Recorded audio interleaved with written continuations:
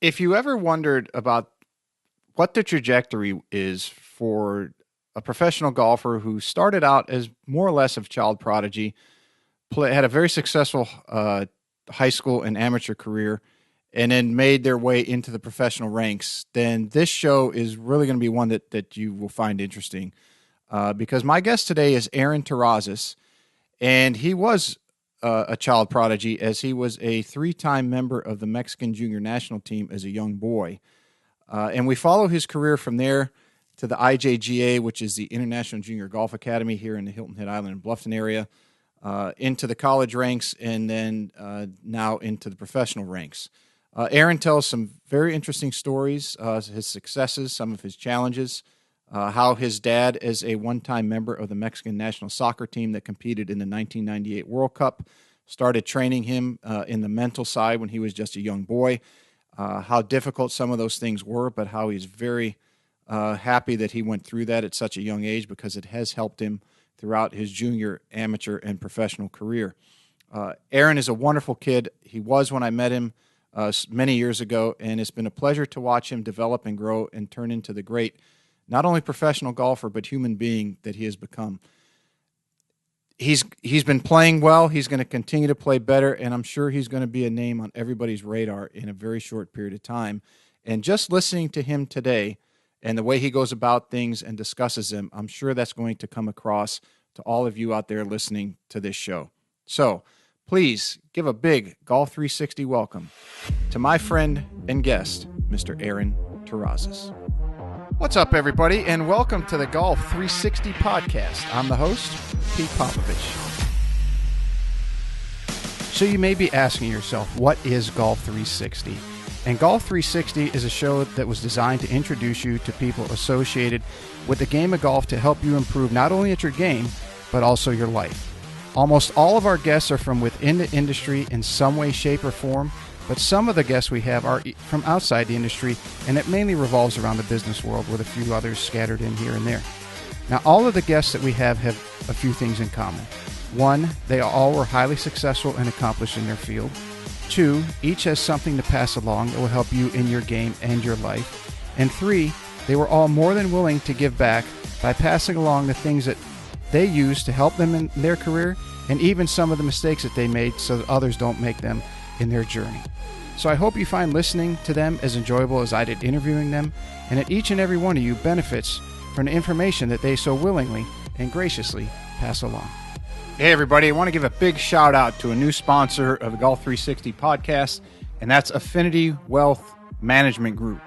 We all work exceptionally hard for our money, and none of us can afford to let that fall into the dark abyss of the big box financial service firms and their jack of all trades and master of none mantra, which basically means you become a number within a cookie cutter model that's also often accompanied by massive fees.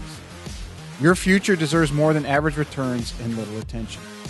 At Affinity Wealth Management, they ensure that your financial goals receive highly individualized, tailored attention from experts, not just advisors, who are in the industry to be great and not average. As a client of Affinity Wealth, you receive a customized solution to your customized life, keeping in mind your family's financial situation, values, and risk tolerance. Call Affinity Wealth today for a no-cost consultation with one of their experts at 724-754-8200. Again, that's 724-754-8200. Or you can also check them out on the web at www.affinitywealthmg.com. That's AFFINITYWEALTHMG.com. This podcast is brought to you in part by Just Thrive Probiotic. You may be surprised to learn that your digestive system is the key to creating and maintaining the quality of your physical, mental, and emotional health, and it's one of the body's most essential systems. That's why the majority of nutritionists today highly recommend probiotics as an indispensable nutritional supplement. As a discriminating consumer, you've probably been searching for a probiotic that is proven, potent, and effective, and you found it. Just Thrive is your best choice for maintaining a healthy lifestyle. Just Thrive Probiotic captures the power of hundreds of thousands of years of nature's design with a specialized bacillus strain formulation that guarantees survivability through the stomach and upper digestive system. Supports optimum gut health, digestive health, immune health, and delivers antioxidants. Great for adults, kids, and the whole family. Use promo code GOLF360 at www.thriveprobiotic.com for 10% off your order. All right, Mr. Aaron. Welcome to the show, buddy. Thank you, Pete. Thanks for having me. We're good friends, and we try to stay in touch as much as we can. So thank you. Thanks for the invitation. Absolutely. I'm thrilled to catch up, after a number of years, and it was fun watching you grow up from a young teenager to now you're a professional golfer. And I remember when you were at the academy, there was you and Chang and Matt Rushton, and now all you guys are playing pro golf. It's fun to see all you pursue your dreams and your passions. Yeah, for sure. It's been quite a journey, so we're trying to enjoy it as much as we can. Who else from your group is playing out there somewhere? Wow, from let's say my high school class, right? Or within a couple years, while you were there. Oh yeah, so Rushton, he's trying to play in Europe, I believe. Mm-hmm. I know Matt Chang, he's playing. I know he was trying to play in PGA Tour China. Right. Now, with COVID, I don't know exactly what he's doing, but I know he was playing out there. Myself and wow, to be honest with you, from a couple of years up and below, that's what I can remember. I think what was Kelly Whaley, I think, turned pro last year. Yeah, was she your group? Kelly. Yeah, she's she's the same age as me. She's the same class. She's tearing it up in the Symetra. I know she's playing very well. So that's one. And I think maybe Pear. Remember Pear Siriko from Thailand? She was trying to play for a little bit. So yeah, she played pro golf maybe 2 or 3 years. Mm-hmm. Yeah, so I think right now she's focusing more on school. I'm not sure exactly what she has going on with work and school, but I know she doesn't play pro right now or as of now. Yeah. So you recently played in your first PGA Tour event at Mayakoba. That was early December, wasn't it? Yeah, early December. So how was it? Tell me about that. It's like a dream come true. I would have to think. Yeah, for sure. It was awesome because you're hitting range balls on with all your idols when you're growing up. I was hitting balls right next to Luke Donald. I was hitting balls right next to Patrick Rogers, Ricky Fowler, Justin Thomas. So it was a nice experience. Obviously, it's fun. I wanted to look at it as it's fun for 30 minutes, but at the end of the day, you got to beat those guys if you want to win that golf tournament, Yeah, right. It's cool. It's cool to share locker rooms, with all the big names or whatever, but I was out there with a mentality that I obviously wanted to win the golf tournament, and I had to beat everybody. It's a good mentality to have. It was cool and everything, but it doesn't matter who you play against. You're trying to beat them, and the whole experience, the whole week was the dream come true, like you just said. Awesome golf course. The people in Mexico are so friendly. It was obviously the best week of the year for sure. Was it everything you expected? It exceeded my expectations, to be honest with you.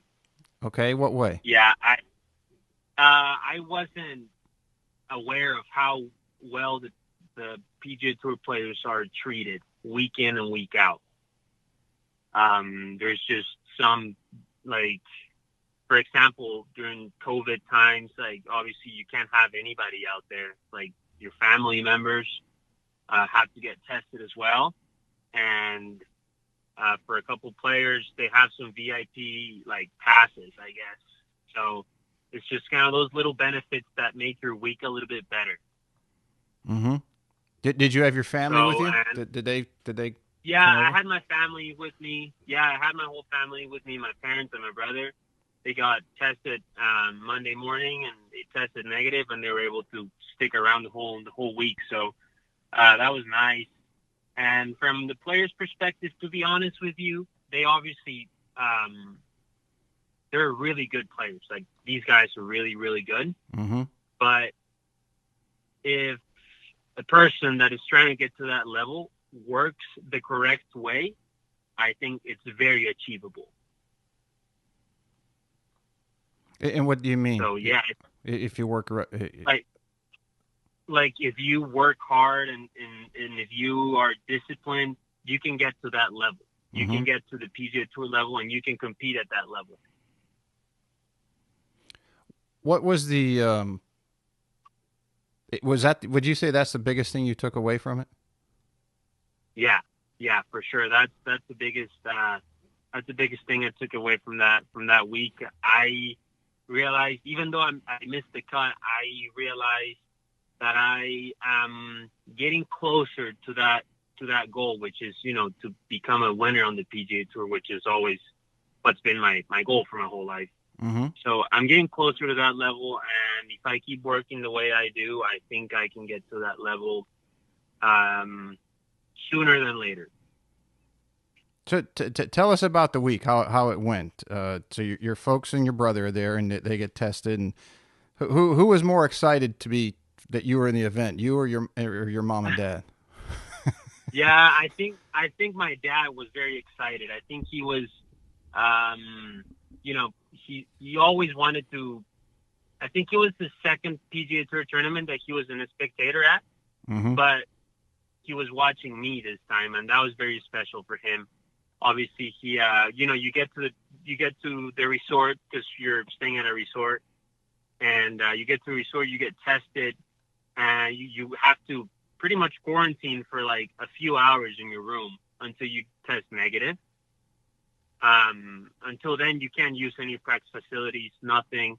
So we were out there. My parents were able to come out during the practice rounds.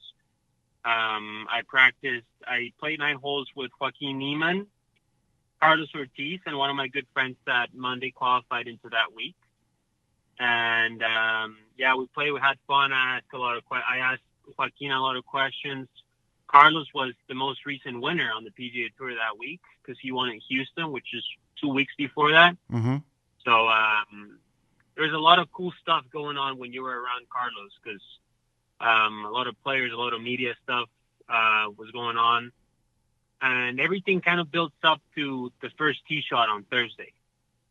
Your emotions, your swing, your technique, everything kind of, I think for me, it just kind of rushed everything, There's just so many things going on that week that you get to the first tee on Thursday, and it's finally time to let it all out and to just leave that, to pretty much experience that dream, Right. Yeah, take it all in. I mean, you worked for it, you got there. Yeah. So, I mean, like I said, everything just builds up to that first tee shot on Thursday, and there's so many emotions that actually I think I have to get better at controlling those emotions, because they can take over you really, really quick. How did you get in? What was the criteria for you getting in that event? Yeah, so at the beginning of the year, at the beginning of 2020, there was a tournament called the Latin American Amateur Championship, which the winner gets into the Masters. Okay, I don't want to cut you off, but yeah, we're going to talk about that in a little bit. So before we even go down that path, let's. I don't want to ruin that yet. I just did. I hadn't. Yeah. I didn't know how you had gotten into. I thought you might have Mondayed or got an exemption. No. But yeah, we'll talk about that LAAC here in a little bit. Okay, perfect. Yeah. The guys that you played with, Carlos and Joaquin, did you? Because you were on the Mexican national team for a long time. Did you know those guys growing up, or were you friends, or did you just meet them Yeah, at the tournament? Carlos is a few years older than me, so I kind of knew him when he was in college and I was still a junior golfer. I knew who he was, but his brother is my best friend. Mm-hmm. So I was always kind of close to his family and to Carlos as well. So we got along. And Joaquin is a little, I think he's 2 years younger than me. And so I grew up playing all Latin America stuff with Joaquin more. So I actually get along with Joaquin a little bit better than Carlos because of the age, pretty much. Right. So yeah, it was very friendly. Like we obviously knew each other a lot, and Joaquin and I are pretty good friends, and Carlos and I are really good friends too. So it was a fun nine hole practice round that we had. Any smack talk going on? Yeah, yeah, a lot. But it was kind of unfair because like my buddy who his name is Isidro Benitez, he Monday qualified that week, and I just showed up to that week, and I think this was Wednesday, so I already played 18 holes of the golf course, and we get to the first tee, and Joaquin and Carlos are like, all right, well, it's Joaquin and I against you two. I go, all right, well, two tour players, two winners on the PGA Tour playing against us. We're still going to whoop your ass, We're still going to try to beat your ass. So Carlos made a 30-footer on the last hole to beat us by one. So that kind of hurt, but it's whatever. Yeah, but I would think that they would have a lot more to lose if they lost. Yeah. Right? 'Cause you guys are really going to be talking some shit. Hey, we're young guys. We just beat these tour studs and thought you guys had some game, and evidently you don't have enough. Yeah, exactly. So me and my buddy were just like, hey, these guys are good, but we gotta beat them. Like it doesn't matter, we just gotta beat them. Mm-hmm.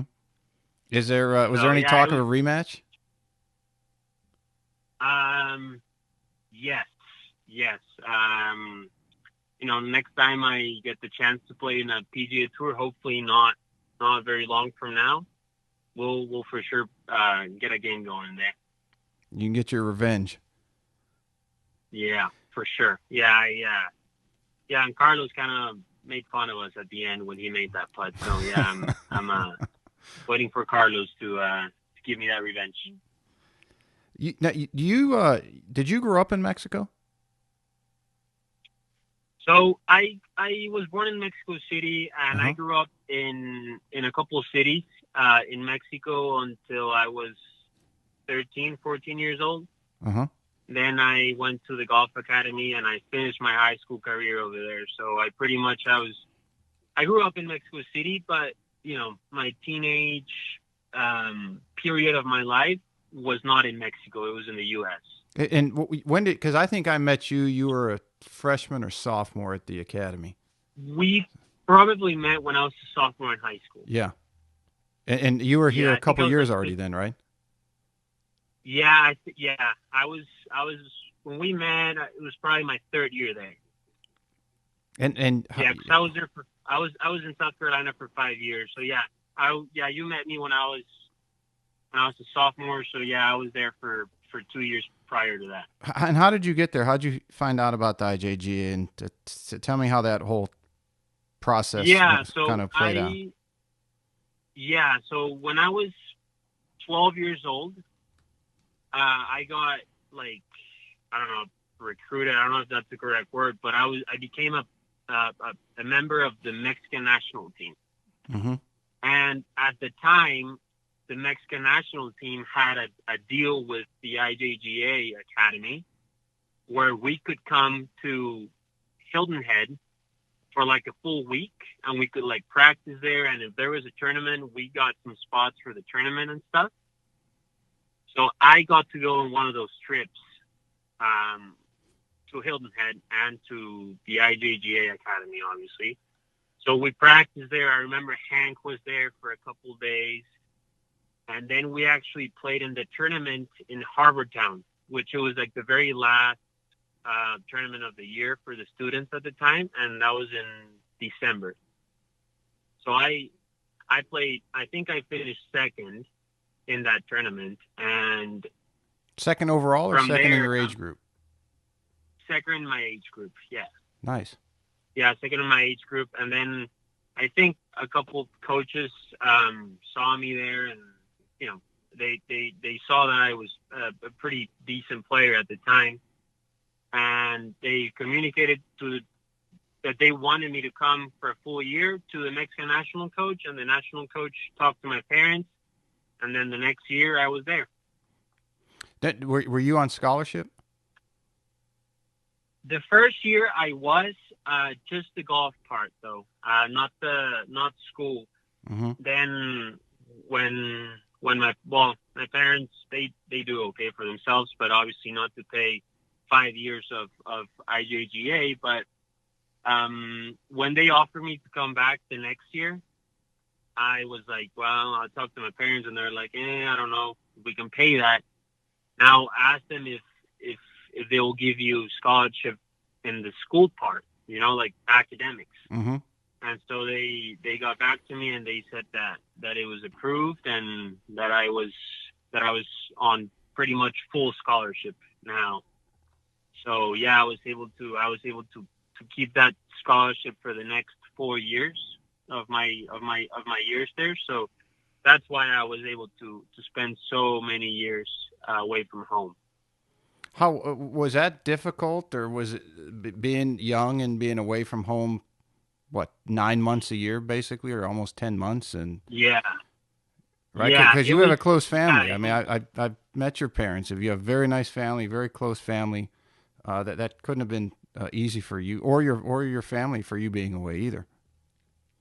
yeah. I think the first couple of years it was very difficult for my family. It was a little harder for my family than it was for me. To be Hey, honest. you're living the dream, right?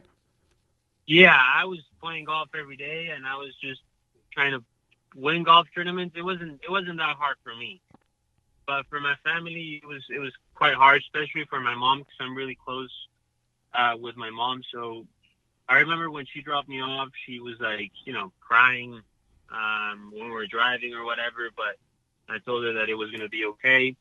And at the time, I didn't speak English that well, so it was my fear, you know, to not understand people or to not be able to communicate with people because my English wasn't good at all, I would say.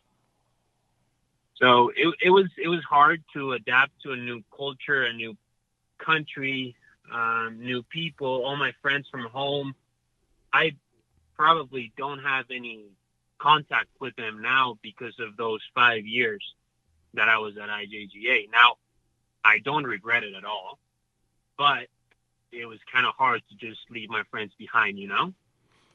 Yeah, and I'm sure it was not easy, as you just said, but looking back, as you say, you wouldn't change it because it was a period of growth for you where you almost got forged based off you saw what you wanted to do, and you took that path, and no matter how difficult it was, you did it. You know, I watch a lot of documentaries, and I was watching one Yeah. on Laird Hamilton. You know, the big wave surfer. Yeah. Yeah. And it was I think, what's it called? Take every wave, which, because if you take every one, you're going to eventually, even if you fail, you're going to learn eventually how to get, and you're going to develop, and you're going to grow, and you're going to know how to handle just about every wave there is. Well, he kind of, you know, grew up on the beach and surfing and bodyboarding and all this stuff, and it was, and he just kept developing and getting better and better and better. And if you don't have something sometimes that's difficult, or if somebody does it for you when you're young, you don't ever get that deep passion to push you through things that is going to help you later on, especially for him. I mean, he's one of arguably the best surfer of all time. For you, you're wanting to play with the top players in the world. So Yeah. would you say if you didn't go through that you would have to go through it now, which would make your goal that much more difficult? Yes. I think that these, like the years when I was at IJGA, Mm-hmm. it was certainly a hard time for me. But without that, I don't think I would be where I am at right now. I think it would have been a lot harder for me to adapt to certain things. Now I think I'm a person who adapts to difficult situations very, very well and very, very fast. Right. I would agree. In any way, golf or life or whatever I need to go through, I think those years, more than just teaching me how to play better golf, they taught me how to be a more mature person and to be prepared for life in general. Yeah, you have to problem solve early on. And in Yeah, today's world, that's very, very important. You know, yeah, yeah, memorization of schooling, I think, is a thing of the past. And because you have your phone in your hand, you have a computer that people read all the time. You can pull up any answer you want for just about anything, any yeah. time of day or night. 5 seconds. Yeah, 5 seconds. But to solve a problem, and as you said, to maneuver and how to get around things or navigate yourself in situations is extremely important. And it's very nice to hear you say that as you can reflect on that now that you're not a teenager anymore. Yeah, yeah. Like I remember when I was at IJGA, my first my first year, I think that the Mexican Federation invited me to a tournament overseas. I think it was in Bristol in the UK. But I had to go. I had to fly by myself, and I was 14 years old, flying overseas by myself, and getting around How'd you get airports. around? And I was so I pretty much my mom dropped me off at the airport, and I checked in myself. I all the basics to get on the plane.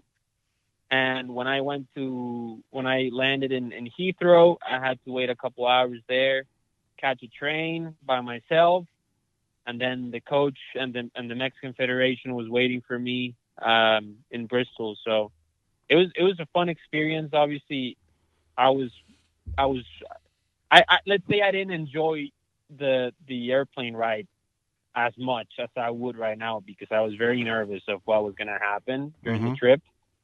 But next thing I noticed I was in my hotel room with my roommate just laughing. So it was a great experience. Back in the comfort zone. Oh yeah, back in the comfort zone and ready to compete. Yeah. How did how'd you get into golf? And because being on the Mexican national team or any national team, by the time you're 12 years old, you're obviously very good. So, how did you get into golf, and how did you learn and develop and accelerate so quickly? Yeah, so my dad, he played soccer growing up or professionally quite a good amount of time in Mexico, and we used to live right on a golf course. Mm-hmm.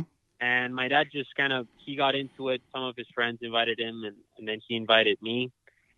And it was kind of funny because when I first got into it, like it was maybe 2 or 3 months when I was swinging the club for the very first time. And the golf course where we were playing at, there was a golf tournament that they were going to host, like a junior tournament, like a U.S. Kids kind of thing, but Right. obviously not as fancy or anything, but in Mexico. And they invited me, and my dad was like, well, go play. And I barely knew how to grip a golf club. So from there on, I just kind of took off. I remember I made like a, back then you made 10 and you just pick your ball up. You couldn't even really finish the hole. So I made a couple of those. I had to pick up my ball a couple of times during that round. And I was crying and I was so sad or whatever. And my dad comes up and he's like, you want to be better, I can see. And I go, yeah. I don't like being bad at this game for sure. So he goes, well, you gotta train outside the golf course, and while you're practicing golf, you gotta train like you're the number one. Even though you're not, you gotta practice and you gotta train like you're the best. You know. You got to give you that And from there mindset. on, Yeah, that's very good. yeah. So from there on, I think I started getting better. That was probably when I was 7. When I was 10, I was already the best player in Mexico for my age. And when I was 13, I started shooting under par consistently. like in tournaments. Mm-hmm. And that was just from learning from my mistakes and trying to just, every time I went to practice, that my main goal was to get just 1% better than the day before. And I think that's when I started playing a lot better, and obviously my results were a lot better than other kids that were my age. And that's how I kind of made my way into becoming a good player. Not a great player, but a good player. Did your dad, was he your coach, or did you have a golf coach, and then, but your dad would use his experience in playing at such a high level for soccer and the national team there? And then I think he played for the World Cup, didn't he? Yeah, he played in the World Cup in 1998. Okay, so The he's World Cup obviously a was, great athlete, and he understands, as you do now, that you're a professional, that dedication and the hard work that goes in. So was he? What was your dad your golf coach all the way around, or did your dad just provide insight on the mental aspects and, as you said, train like a champion, even though you're just getting started? yeah. My dad was more of like you said, helping me with the mental part of the game Mm-hmm. more than anything. Obviously, he wasn't. He was never a single digit. He wasn't. I mean, he was not a good golfer, but he was able to help me with the mindset, with the way I approach things, with all my emotions that ran through that round, through any round of golf. He helped me out with that a lot more than just, hitting the ball solid or whatever. Back then, I kind of had some coaches here and there. Mm-hmm. Some people that would help me out with fundamental stuff, good grip, posture, alignment, whatever. But I give most of my junior golf credit to the mindset that my dad was able to implement in myself. What were some other things that he told you to do in addition to, if you're going to practice and work at it, do it like a champion? What was some of the other things that you remember that really stuck with you? Yeah, he liked to play a lot with like how mental tough I could be, Mm-hmm. Sometimes he would just, he was really, or we were kind of focused quite a bit more at the time on the fitness part of the game, being fast, being in shape, being explosive. And we would just go out for a run on the beach, and would do some sprints or whatever. And he would just have me do, like, let's say 10 sprints. And when I was very tired, he had me do another 10 sprints, So right when I thought the whole session was over, when I was like very tired, he showed me that I could do just the same workout, but in a different physical level. Like you were obviously dead after 10 sprints like on the beach, but he showed me that I could do double as what I just did. Yeah, so getting past the physical difficulties and realizing that you got to dig, that you can dig deeper and there's more in there. You just got to get your head around it. Exactly. Yeah, stuff like that he would do to just make me realize that there's a lot more left in that tank than what you think, Was there ever a point that you had like a safe word or something that you knew that you were spent, and you just had to say, "Hey, Dad, look, I know that we're working on something, but I just don't have anything left today"? Or did he just say, "I don't care, go do it anyway"? As the years went on, he got softer, to be honest with you. Mm-hmm. But when we first started doing these things, like these high level things, he was more towards the I don't care. You just get it done. You just have to get it done. I don't care if you crawl. I don't care if you just have to get it done whatever way you can, So as the years went on, he kind of understood that golf had some relation to that mindset, but there there were other things that mattered as much as this kind of things matter, you know? Right. Yeah. So he went a little softer. Obviously, I grew up, you know, I was older. I understood a lot more things. So he softened up. So, but it was a little bit of both. He knew how to handle really tough, and he knew when to give me a break as well. Yeah, and I think he probably understood that as you get older, you know, you can't go frying out your entire system training. Yeah, But if you have a exactly. tournament coming up, you can't.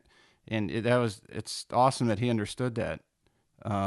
Instead of just Yeah. pushing you till you just fry yourself out. That doesn't do anyone any good. Yeah.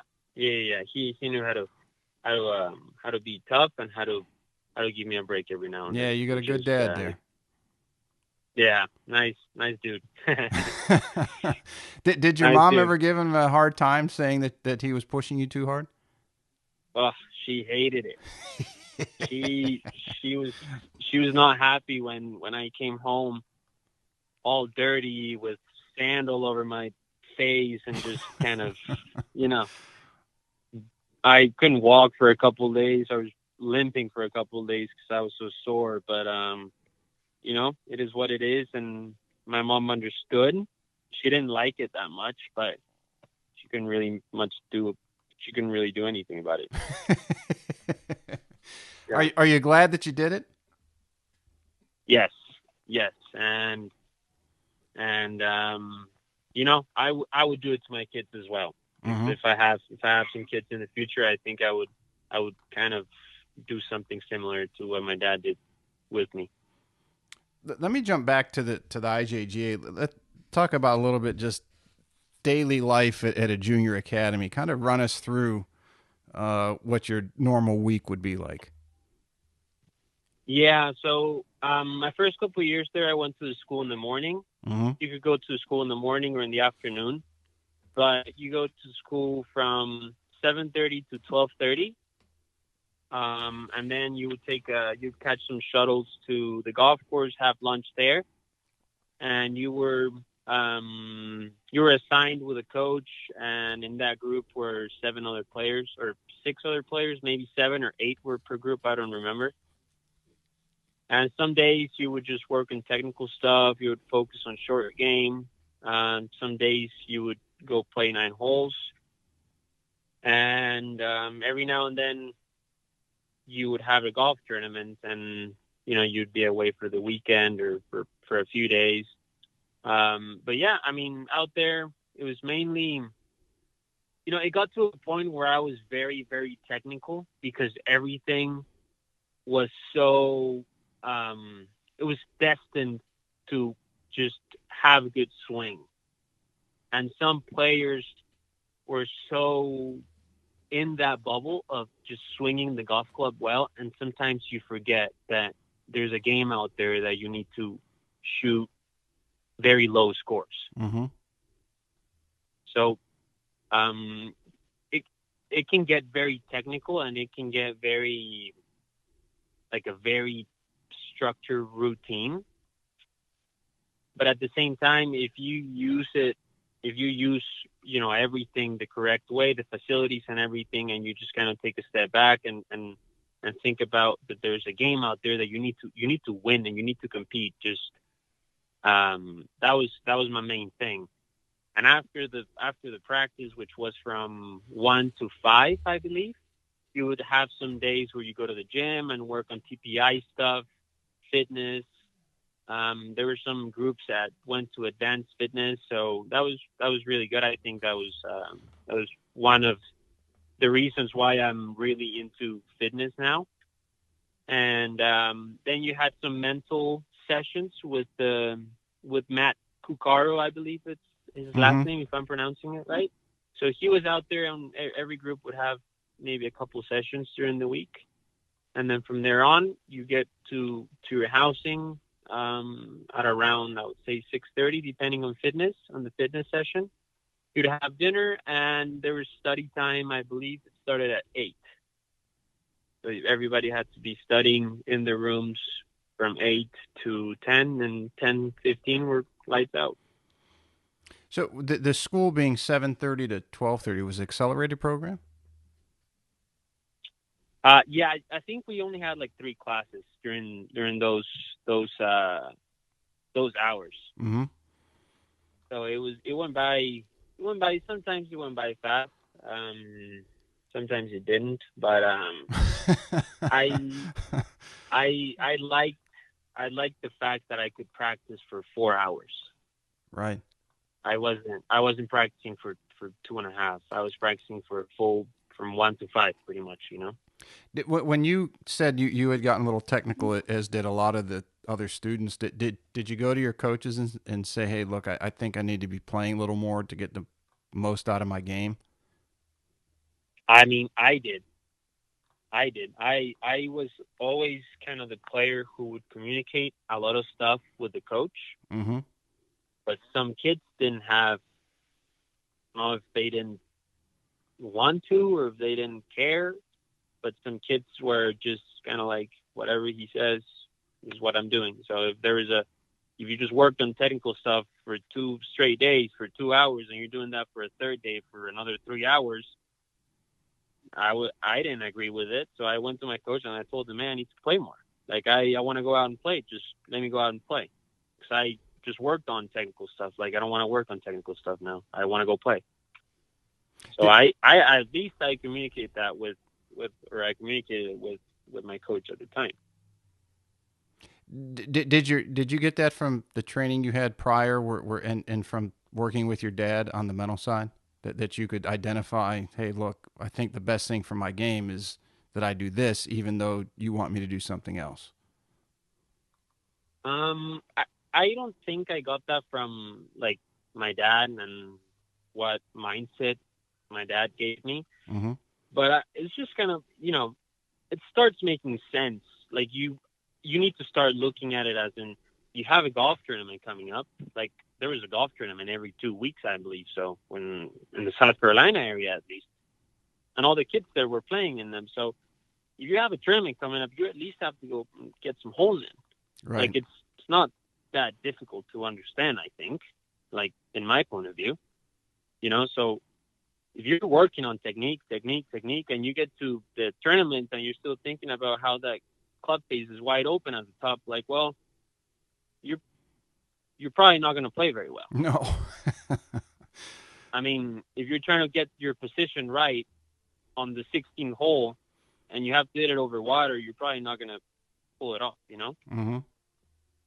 So I've never really been a fan of practicing a lot. I've been a fan of practicing quality, like practicing what you need to go to the range and the putting green and the chipping green and then go out and play. I could play golf. I can play golf right now for 6 hours straight and I could just keep on playing. And ultimately, kids seem to fall into that mindset that if they get their swing just right, that it'll take them to the next level. And I think back at that time when you were younger, Tiger was going through his swing changes, and Haney being there at the academy, or the face of the academy. Now everybody thinks they're going to have to change their swing if they want to be like Tiger Woods.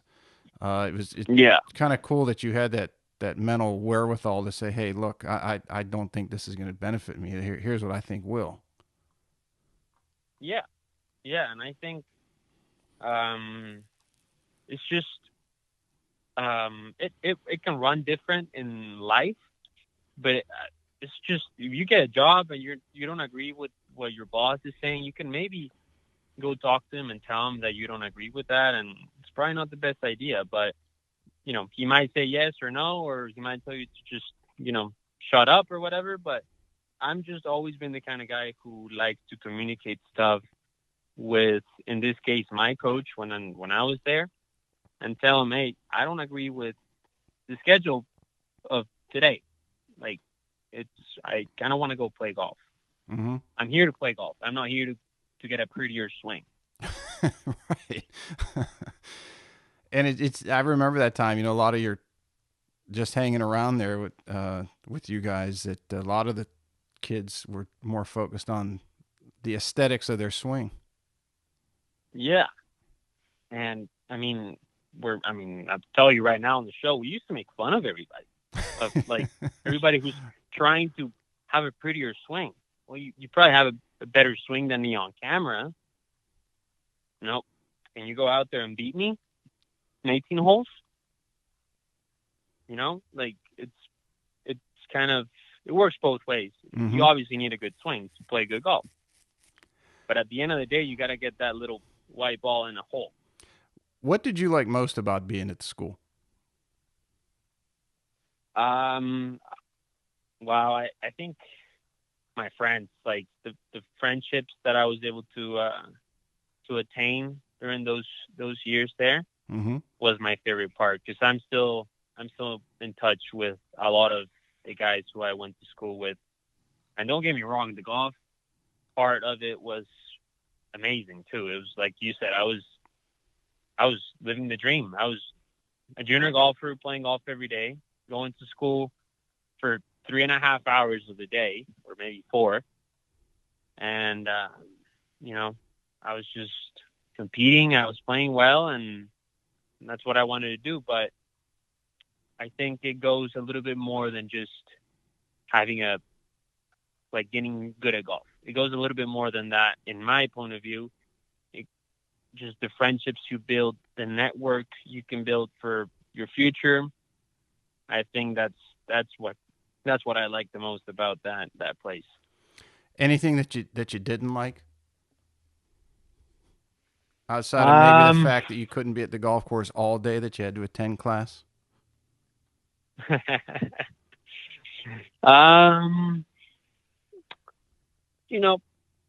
A lot of people complained about the food that they served for dinner, and I kind of agree with it. So other than that, I think everything was, I don't know if I can complain about that place. That place gave me all the opportunity in the world to become the best player I can be, Mm-hmm. or I could be. And other than that, other than just sometimes bad dinners, doesn't get like worse than that. Like it's not it's not the end of the world. That's what I mean. Right.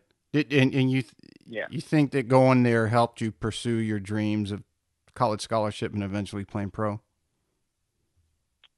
for sure. Yeah, that this has helped me tremendously, because without me going to that academy, I don't think I would have been recruited.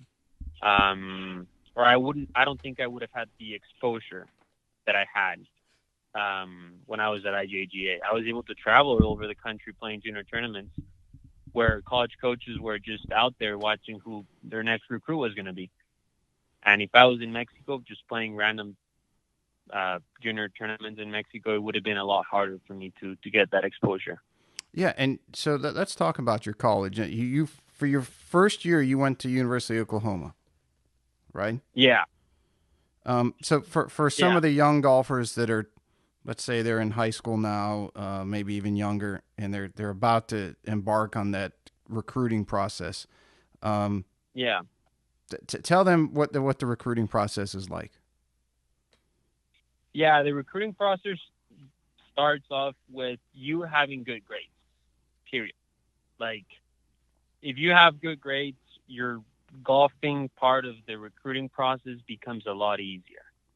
And why do I say this? Is because I wasn't a very good student in high school. I think I had maybe a year and a half left of high school. I already signed my national letter of intent, or I already committed. I already verbally committed to OU when the coach called me and told me that I wasn't eligible to play D1 college golf. Oh, that had to be like a punch in the stomach. Yes, because of my grades. I go, if I would have, put a little bit more effort into my academics, it would have made everything a lot easier. Mm-hmm. So my very last year of junior golf, I had to get my grades up. And obviously that's when you need the most exposure. You need the most competition to get to college and start playing right away.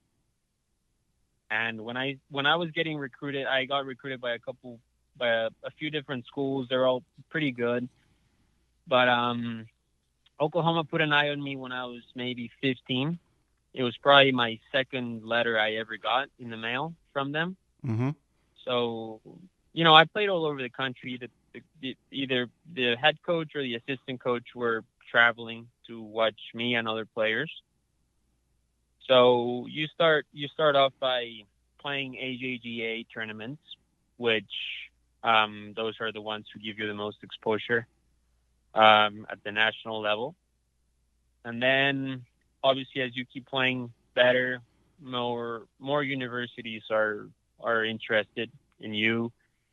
And I was able to visit the university my junior year of high school. So I visited 3 universities. I visited Central Florida down in Orlando. I visited Oklahoma University in Norman, and I visited University of Florida in Gainesville. Mm-hmm. And I scheduled those 3 visits decently close to each other, so I could, make up my mind on where I wanted to play golf relatively soon after my visits. So I went to OU. I fell in love with the campus. Great guys on the team, and they offered me a good scholarship, and I decided to go there. A pretty simple process, isn't it? Yeah, I mean, I was able to play very well. I don't say good, but I was in contention maybe 50% of the weeks when I was playing in the IJGA tournaments. Mm-hmm. So to be honest with you, my example is probably not the best because it sounds kind of arrogant, but I didn't have to send out any letters from my email. Well, no, if you play well enough, then people are going to notice you. You don't have to send out letters. Yeah. And, for a lot of kids, they do have to go through that process where they have to send out their resumes and stuff. So it's a little different for the level of golf that you're able to play in junior golf. But I was fortunate enough to get that solid or to get that good at golf at an early age that I didn't have to go through that process of creating a resume, creating a tournament calendar where the coaches had to make the trip down there to watch you play and stuff. So, and senior year of high school, I signed my national letter of intent, not knowing if I was going to be able to play D1 college golf. So did you do the visits to Florida and Central Florida, or once you went to Oklahoma, you knew that was it? Central Florida was the first one. Then it was Oklahoma, and my third visit was UF. Yeah, I took all 3. Mm-hmm. Yeah, I took all 3, and by Christmas time, I already knew that I was gonna go to Oklahoma. Mostly because of the guys that you met? I would say because the coach made a huge difference. I think Coach Sybil is a great guy, and he has great recruiting at that university. So I think he did a great job in recruiting a really strong class. Mm-hmm. Coming in with me, a really strong freshman class and I think the coach and the guys who I was going to come in with were a big part of why I wanted to go there. So you had some challenges there your freshman year, I'd call it.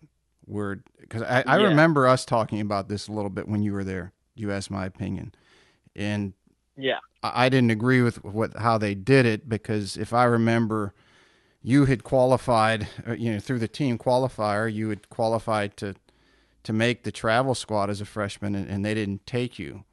And I think you had issue with that, and rightfully so. Was that it, or was it something else that? I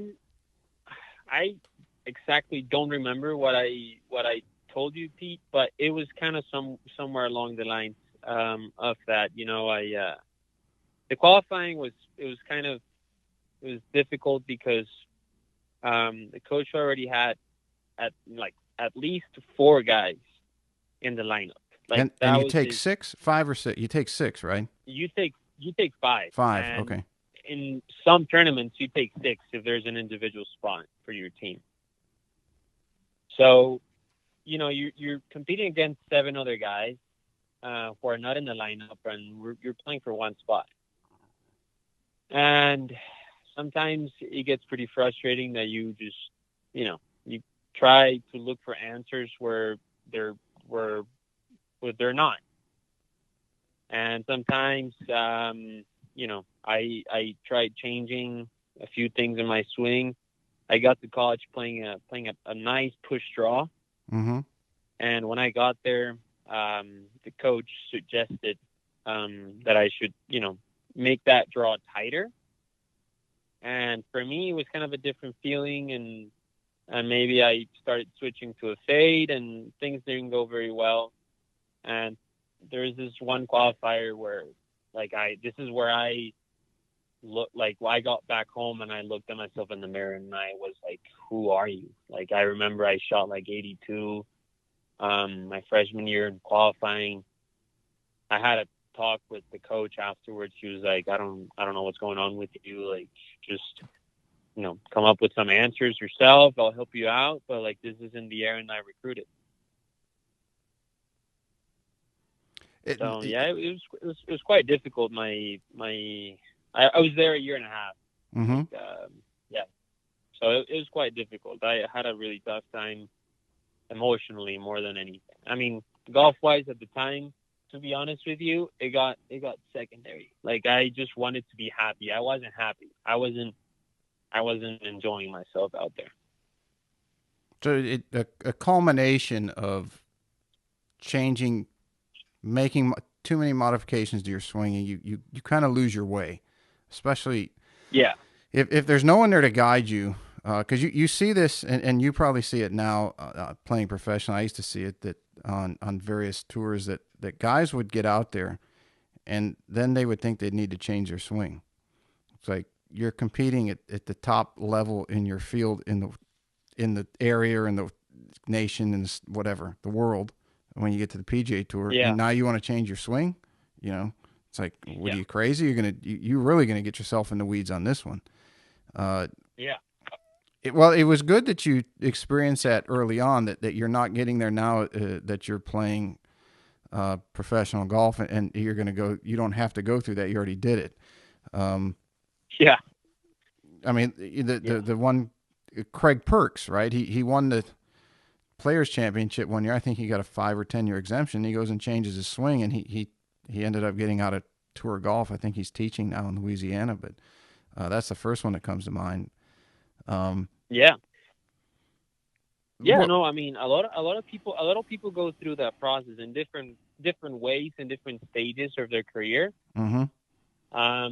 When I was there, and the reason why I'm saying this and I'm explaining why I had a bad time at Oklahoma. Bad time, I mean, like golf. Like, I wasn't playing good golf.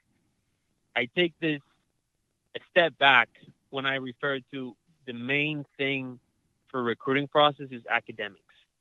The reason I say this is because when I needed to be competing the most during the year,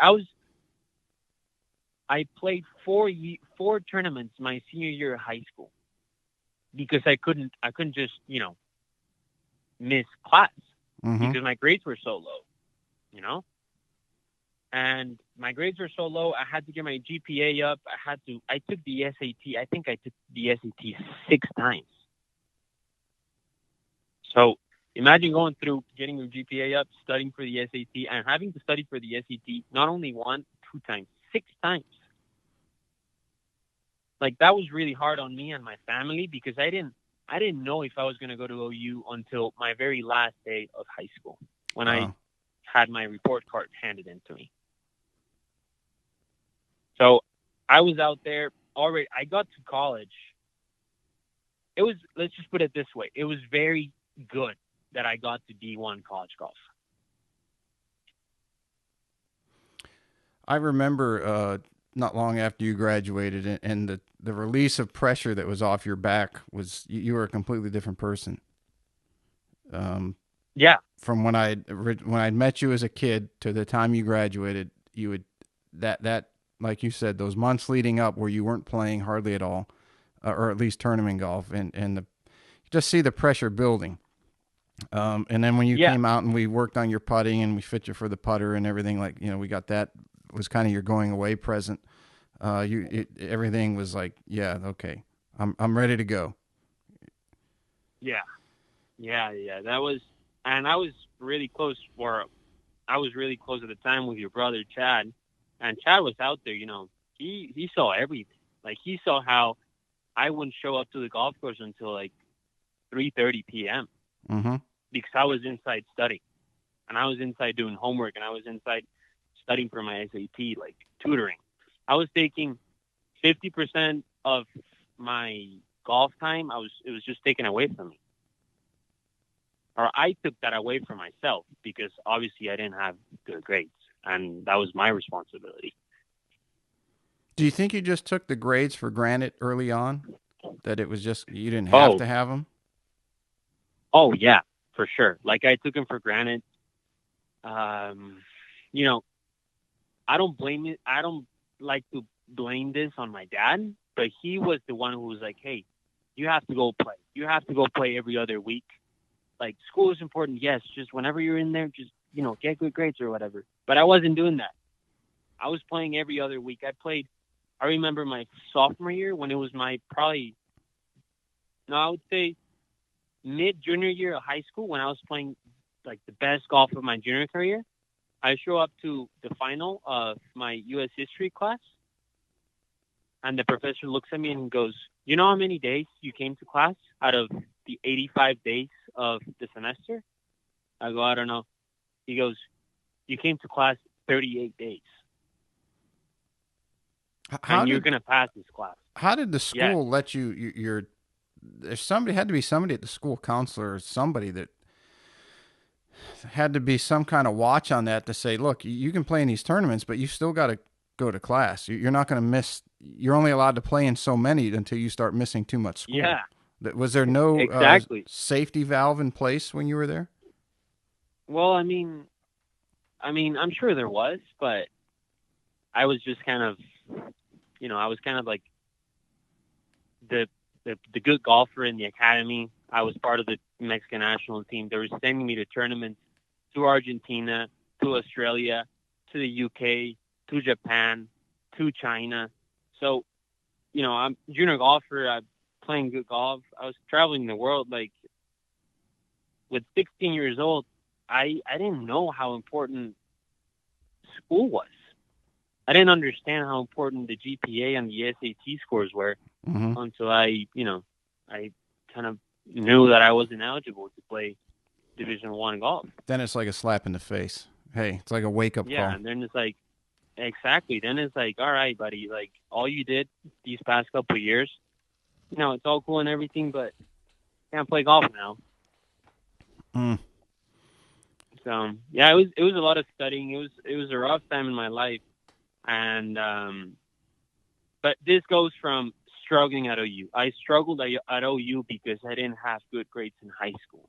I transferred from OU because I didn't have good grades in high school. That's where I'm trying to go with this, How did so your sophomore year you transferred to UTEP, University of Texas El Paso, right? And how did that situation come about? Did they approach you, or you approach them, or? Yeah, so I talked to Coach Sybil at the end of my freshman year at OU, and I told him how I felt. I asked around from some of my friends that were playing college golf at the time, and he got to know that I was kind of asking about other programs. I don't know how he knew. Probably he communicated with some other coach. I don't know. But he got to know that I was asking. It was kind of like a behind his back move, to put it in perspective, to be honest with you. Right. But obviously my intentions were not to make it seem that way, but that doesn't matter. I talked to him. he goes, if you don't play well, you got one more semester, and then we'll take it from there, and I'll put you on the transfer portal. Like, it's no problem. So I started playing my first semester of my sophomore year. I missed the first 2 tournaments. I missed the line of the first 2 tournaments of the semester, and went to his office and talked to him. It wasn't a nice talk, for sure. It was not a nice talk. And you told the OU coach that you were leaving. Is that? Yeah, I told him. He was like, I think it's time to move on and just, put me on the transfer portal. I just want to transfer. I don't want to be here, And he gave me he needs to sign up a compliance sheet that I'm allowed to talk and negotiate scholarships with whatever schools, any other schools that I want. And from there on, I was on another recruiting process. I went through another recruiting process. I had a couple offers from other schools, and believe it or not, when I was at IJGA, the coach, the UTEP coach, he's not a coach here anymore, but the UTEP coach, he went to IJGA to take a look at 2 players or 3 players. So he was out there. He knew who I was, but I started playing so well that he just kind of gave up on me during my junior career. So I was going to go to a bigger program. And I came across this guy's email because of Ross Proctor, good friends with the Popovich family. So yeah, he suggested it. He's like, hey, you might be interested. I'm not telling you to go there, but the coach wants you. He knows you. He's a nice guy. He played for him. Ross played for Scott in New Mexico. I emailed him. Right? Yeah. He coached at New Mexico State, and then Ross was there when he was there, and they're good friends now. And then Scott and I, very easygoing guy, very straightforward. He's like, you want to come on a visit? I go, yep. All right, I'll book your flight. I'll book your official visit. And the next day, or the next 3 or 4 days, I was in El Paso, taking a visit down here.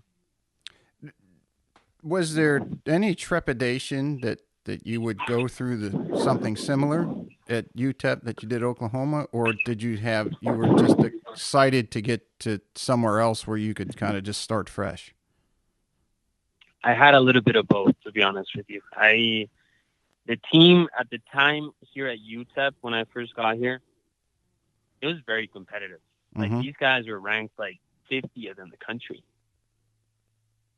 All I wanted was just to secure a spot on the lineup, and all I wanted was just to play, kind of thing. I don't care if I go to a bad team. I just want to play. Like, that was kind of my mentality going into this transfer process. But I got the UTEP. I mean, I had a friend here from Mexico who I grew up playing with, and he is now one of my best friends because I roomed with him my years. And I was with him. It's close from home. I was looking at all the pros, and I go, I want to be here. So I came here, but then I take a look at the team, and they're 48th in the country. So I came in with that excitement that I was going to, push a restart button in my golfing career. But I was also like, what if I don't make the lineup? What if these guys beat me all the time? And this is where my life changed. When I got to El Paso, and when I'm telling you right now, my life changed completely. And when I was under Coach Scott Lieberworth, I give him probably a lot of credit, more than people think, for my amateur career, the amateur career, the collegiate career that I had under him. A lot of the credit goes to him. What did he do? What was it? Getting your swing back to where it was? Was it a mental thing? Getting your mind right, or giving you direction? He was I always describe Scott as in like he's more than just a college coach. He's like a second dad in a way, and he's kind of like a life coach in a way. Mm-hmm. You know, I showed up to El Paso. He brings me in his office, and he's like, first of all, Aaron, I want you to know that you are the best player on this team. Now, you need to prove that. Not to me, not to your teammates, but to yourself. And that's when I go, oh, okay. Like, this guy believes in me. This guy just gave me a scholarship to come play for him. I got to get my ass up and be ready to play. And when he said that, just something just kind of it just hit different. And then from there on, I just started gaining my confidence back, and I started seeing some putts drop, and I was hitting my driver well, and out of nowhere, I was in contention in a college tournament now. And I go, wow, this is fun. Like, this is actually like a lot of fun. So from going from Oklahoma in a year and a half, I played 3 tournaments. Combined with my senior year of high school, I played 6 tournaments in 18 months. And in 4 months, I played 9 tournaments. We won conference, and we made it to regionals, which for UTEP was pretty solid. We were 4 shots away from making it to the national championship that year or that semester. Yeah, because you had a hell of a year. That was 17, right? 2017? Yeah, 2017. Yeah, you had a hell of a year. I think you were first team all conference that year. Yeah. Right? Yeah, first team all conference that year. Yeah. I won conference, and we won conference. I finished like 7th in conference. Like, it was just a life-changing period in my career. Mm-hmm. Yeah, it's like the mistakes you made were not behind you. You learned from what that catapulted you into, and then it's like, okay, I'm not going to let this happen again, and I have this opportunity. Yeah, and really, Scott was really, how would I say it, like very plain with his swing thoughts, like of how he approached swing changes. Like, he wasn't really into changing his player's swing. He was more of making his player's swing efficient. Like, whatever you play, I don't care if you play pull draws or pull fades, you got to be the best at that shot, because that's what I want. Like, you got to shoot in the 60s with that shot. And he was more that way, where, like, at OU, Coach Shibble was more like, yeah, I think, the fate, like switching to a left to right ball flight is going to make you a better player kind of thing. Yeah, I never got that about college coaches that thought that way. It's like, okay, give me the reason. Yeah. And I've said that to a number of them because I know a fair number. Okay, you tell a kid that, what's the reason? That you can't just arbitrarily say, well, if they want to play at the next level, they're going to have to play a fade. I call bullshit on that. Yeah. Kenny Perry was a little older than me. Kenny had a pretty damn good career, and he played a big sweep and draw. I think Kenny's fade drew 5 yards. Yeah, exactly. It didn't fade at all. Mm-mm. Yeah. Were you still working with Ross Pracker at this time, or were you moved? Yeah, I was on and off with Ross. Ross, because he was your coach at the academy. Yeah, he was my coach at the academy. My first year at OU, when I had a decent run where I made the lineup 3 times, he helped me out prior to like the qualifiers for like those tournaments. Mm-hmm. So I was working with Ross at the time. Now Ross got really busy with just work, and I told him, I go, hey, it's going to be kind of hard for me to keep keep on working with you if you're this busy, because I kind of need somebody who helps me out more in kind of quantity, not maybe once every 2 months. We had great sessions. I would go out to Houston. We had great sessions out there for 2 days, and then I would not see him for the next 4 months. Yeah, not to play at So that level. I needed somebody who was, it was a little hard for both of us because, he had a lot of work, and Roz is one of my best friends now. So, I have the trust in him. I trust him, or I have the confidence to just tell him straight up what I felt at the time, Mm-hmm. So then, the time I was working with him, when I got to UTEP, I stuck with Coach Scott. I liked what Coach Scott Lieberworth told me to do, suggested me to do. So I worked. He probably doesn't know this, but I followed what he told me for a couple of years. So, yeah. Yeah. Well, let me ask you this, because as I followed you in college, but I didn't follow you like every week. But I remember, we said your first year there, you're all conference first team, and your senior year, all conference second team. But what happened in your junior year? Yeah, it was actually my first year. My junior year was kind of like a whatever year. I had a lot of mid field finishes, top 20s. Mm-hmm. I didn't really. I played mediocre, I would say.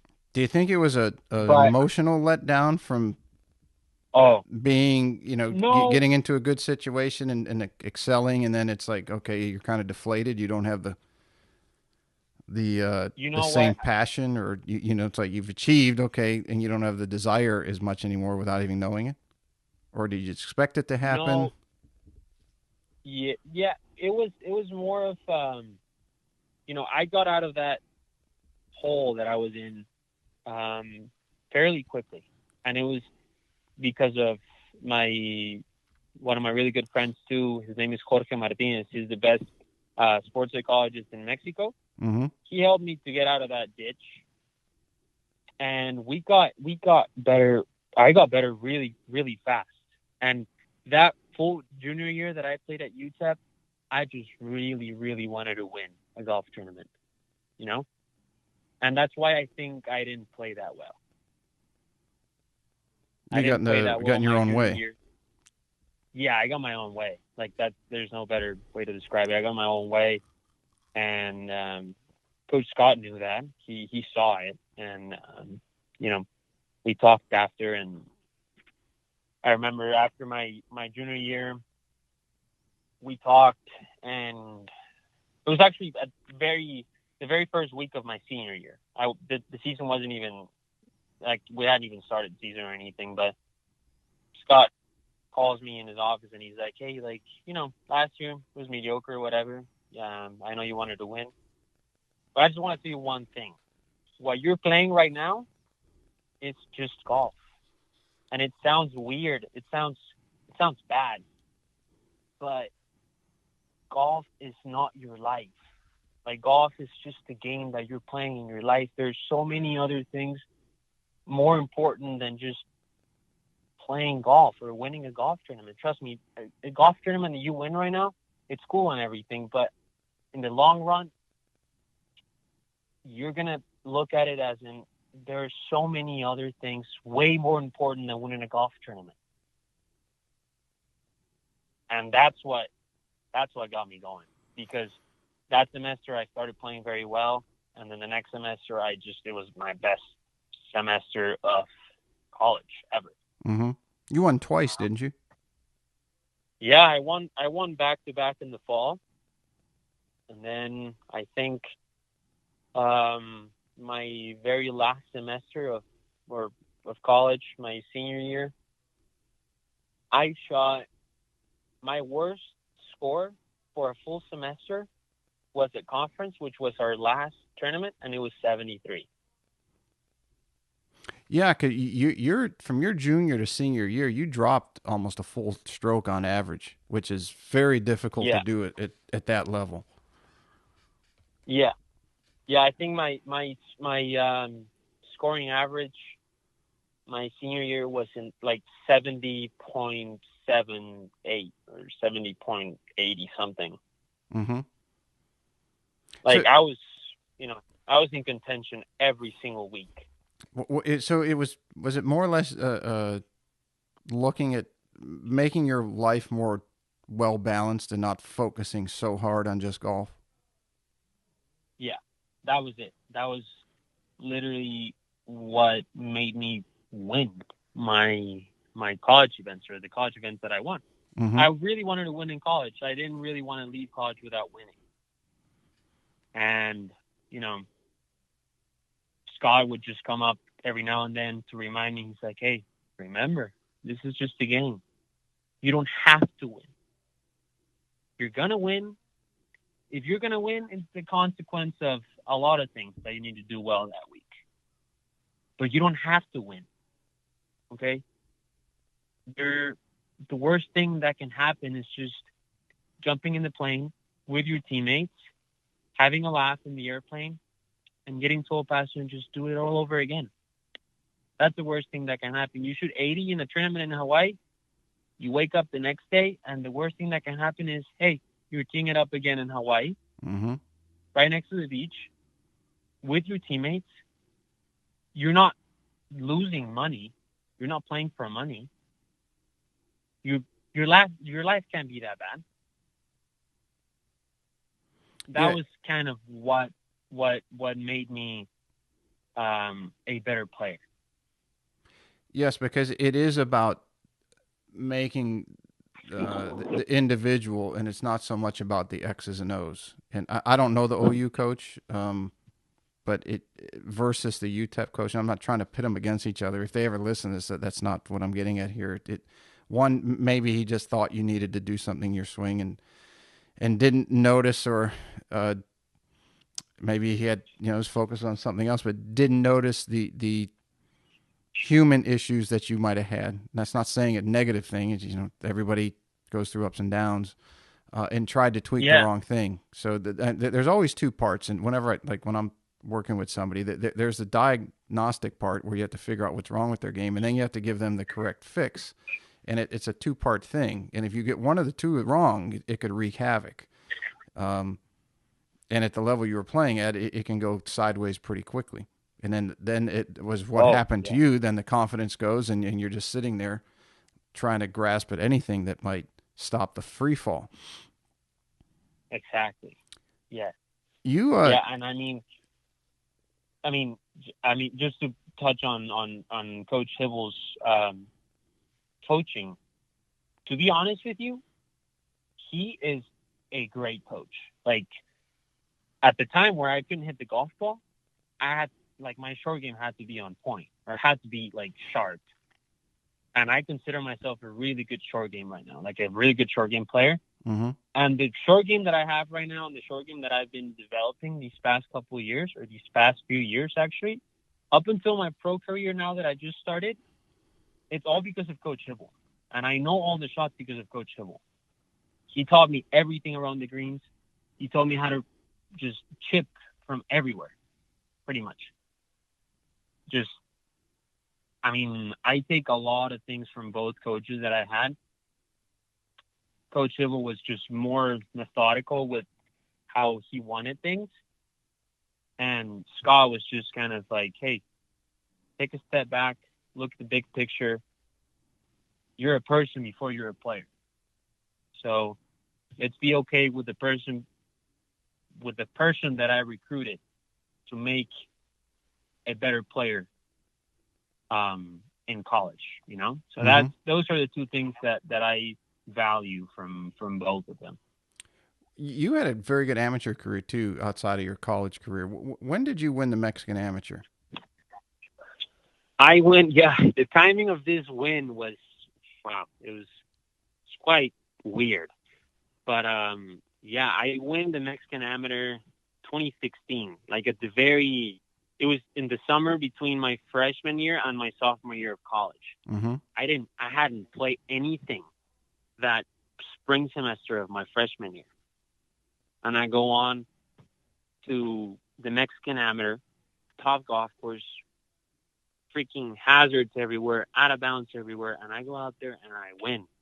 And I'm just like, wow, like, okay, like I think I can play at OU. Like I think I'm a good golfer. So yeah, that's when I win the Mexican Amateur, and for sure that's by far the highlight of my amateur career. Did that get you any exemptions in anything or open up any doors? Yeah, that got me into the USM of that year, US Amateur Championship of that year. You played Oakland pretty Hills. good in that, if I remember. Yeah, well, I missed the cut by 2. You might be thinking the U.S. Junior Championship. Yeah, I think that's the one. Yeah, the U.S. Junior Championship. I got to rounds of 8 or rounds of 16. I knew it was 16 or right around there. I remember that. We were all watching. Yeah, I won 2 matches and I lost in the 3rd match. So yeah, it was a nice little run that I had out there. Now let's jump to where we were talking earlier, the Latin American Amateur Championship that you runner up. Was that a year ago, January of last year? Yeah, it was exactly January of 2020. And if you would have won that, you would have gotten the Masters. Yeah, I would have put in the Masters this past year where DJ won. What? But that runner up is what got you into Mayakoba? Exactly. Yeah. Okay. The reason why it was because the Latin American Amateur Championship was held at Mayakoba. Mm-hmm. And that helped because the tournament, or pretty much the CEO of Mayakoba, kind of ran the Latin American Amateur Championship tournament as well, or his team did run the tournament that week, and so he was I get runner up, and yeah, that was. I mean, he extended an invitation to me to play in this tournament, so that was very nice of him. Now, was the exemption for you as an individual, or was it for the amateur position of runner-up in the tournament? In other words, when you played in Mayakoba, did you play as an amateur or professional? At Mayakoba, like the tour event? The tour event, yeah. Yeah, no, I played it as a professional. Like, okay.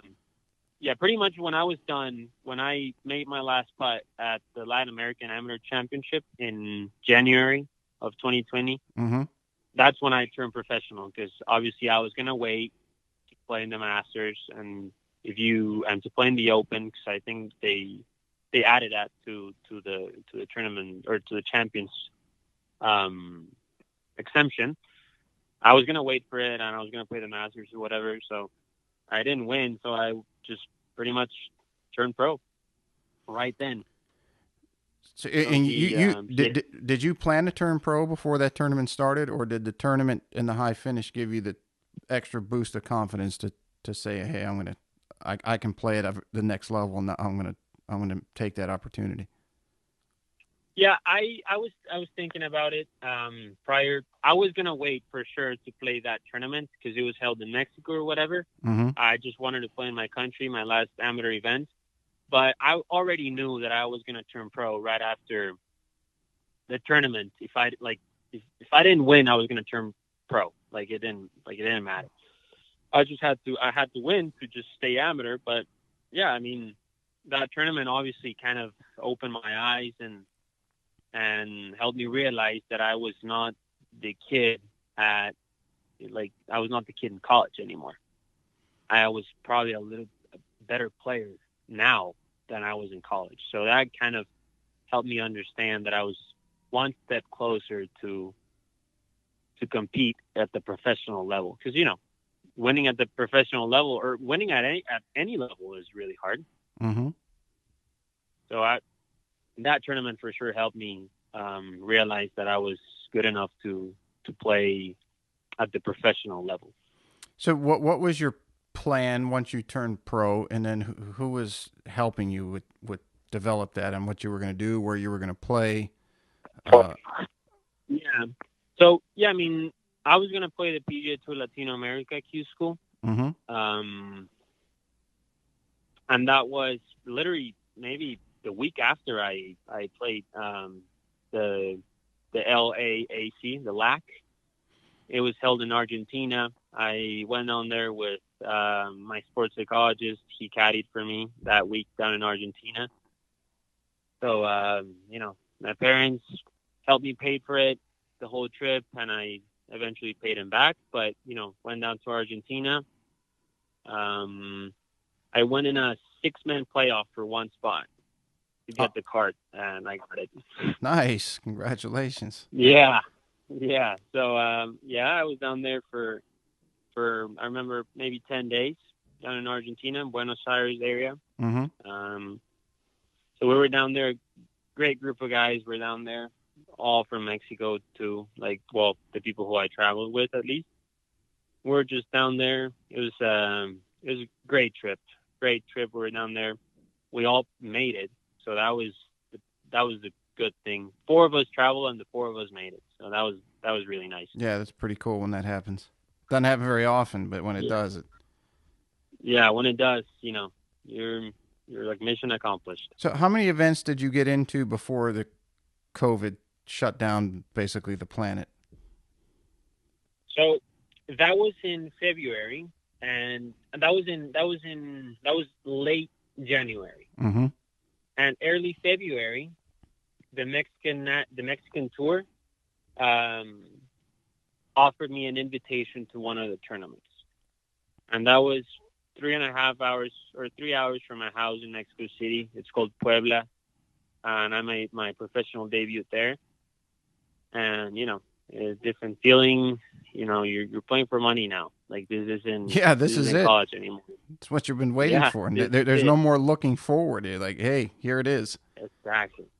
Here it is. So I had a great week there. It was a great golf course. Tight, long, fast greens. I think it benefited me just because how tough it was. And I finished runner-up.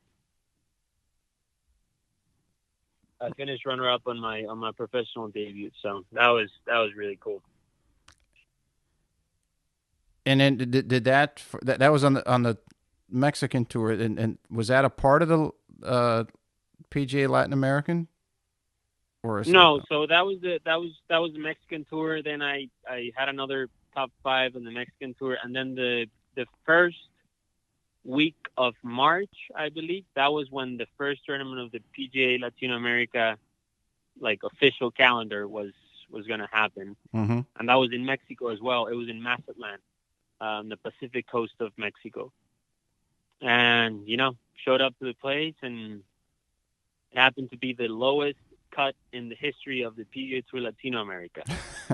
The cut was 7 under. I shot 5 under, and I missed the cut. Was that an eye-opening to say, "Holy, this is a different league"? Yeah, for sure. This is, I was talking to my sports psych, and more than just opening my eyes, it was kind of telling me that I still need to improve a lot.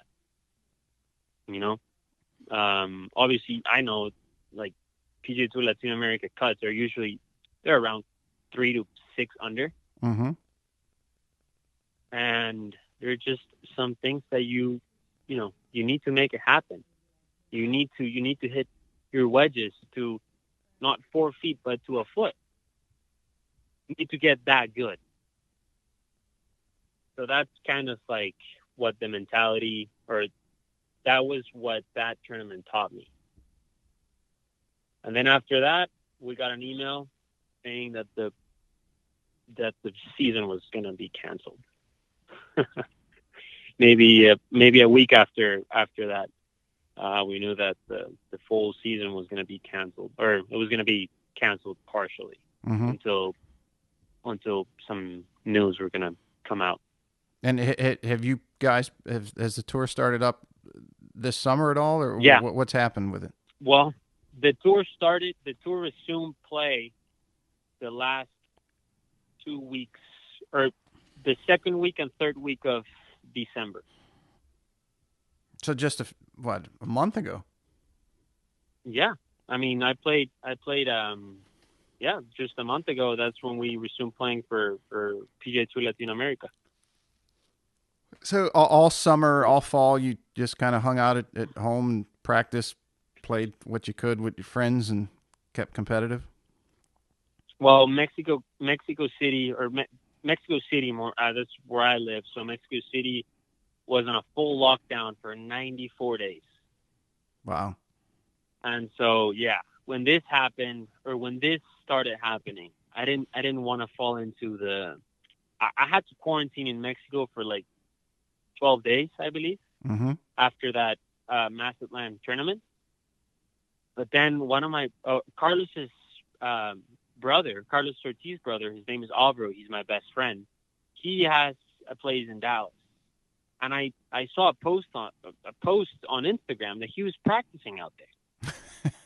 And I go, all right, well, maybe I'll call. I had to call him. I asked him if I could come to Dallas for a few weeks, and he said, yeah, it's fine.